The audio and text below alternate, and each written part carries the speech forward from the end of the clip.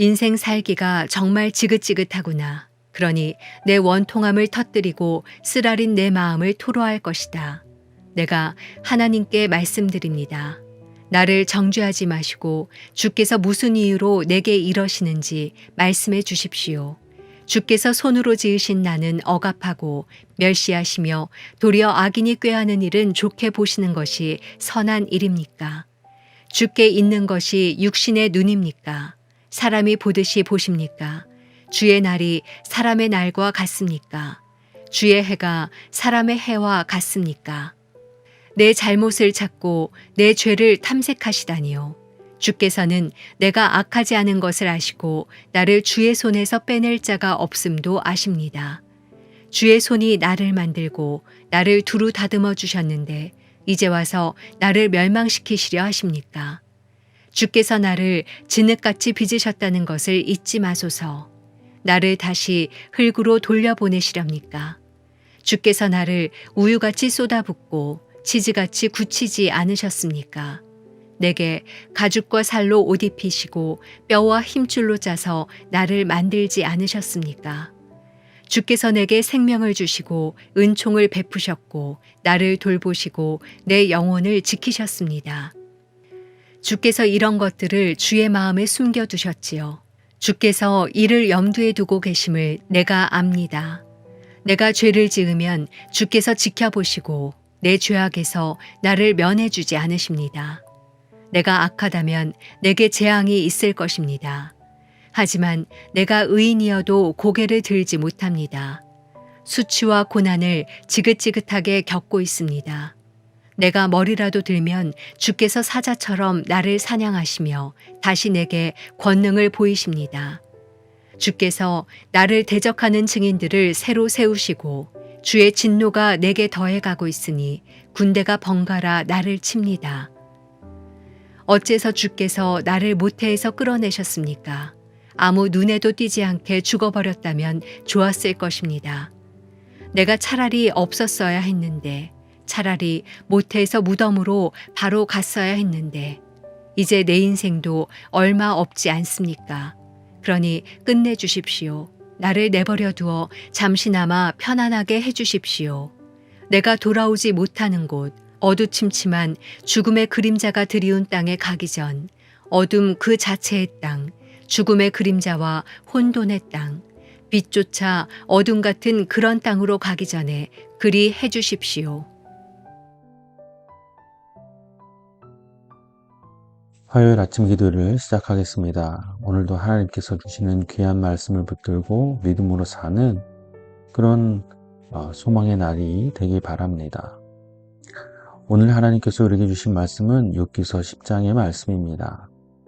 계속해서 욥은 자신이 처한 고통에 대한 문제를 자신의 방식대로 고백하고 또 드러내고 있습니다.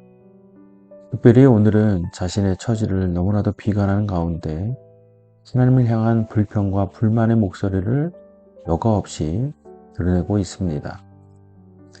특별히 자신을 왜 이 땅에 태어나게 했는지, 왜 이 땅에 보내셨는지에 대한 그 물음을 하나님께 던지고 있습니다.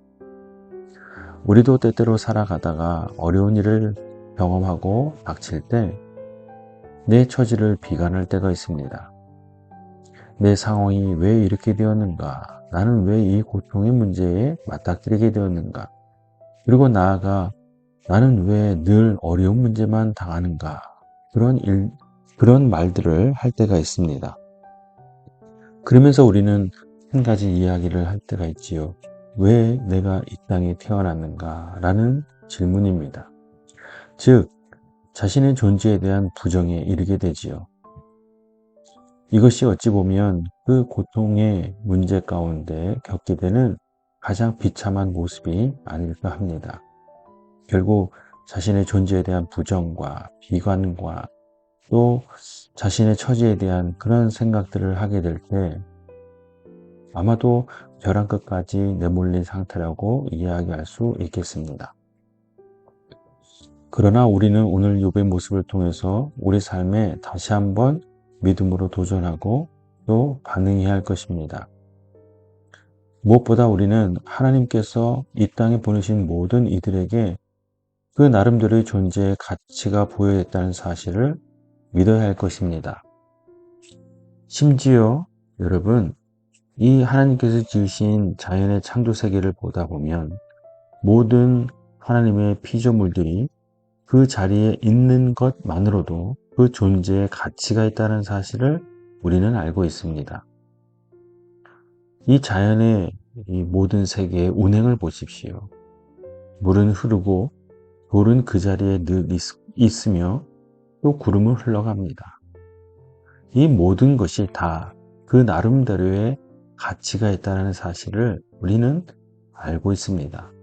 그렇다고 한다면 우리에게도 우리 스스로의 존재의 가치가 있다는 것도 우리는 믿어야 합니다.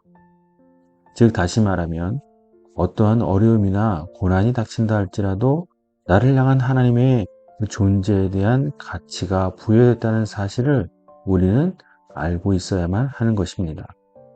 아무리 세상이, 환경이 우리의 존재에 대해서 부정하고 공격한다 할지라도 하나님께서 부여한 나의 정체성, 나의 존재에 대한 가치가 있다는 사실을 믿고 나아갈 때 어떠한 상황 가운데서도 흔들림 없이 우리는 서 있을 수 있을 것입니다.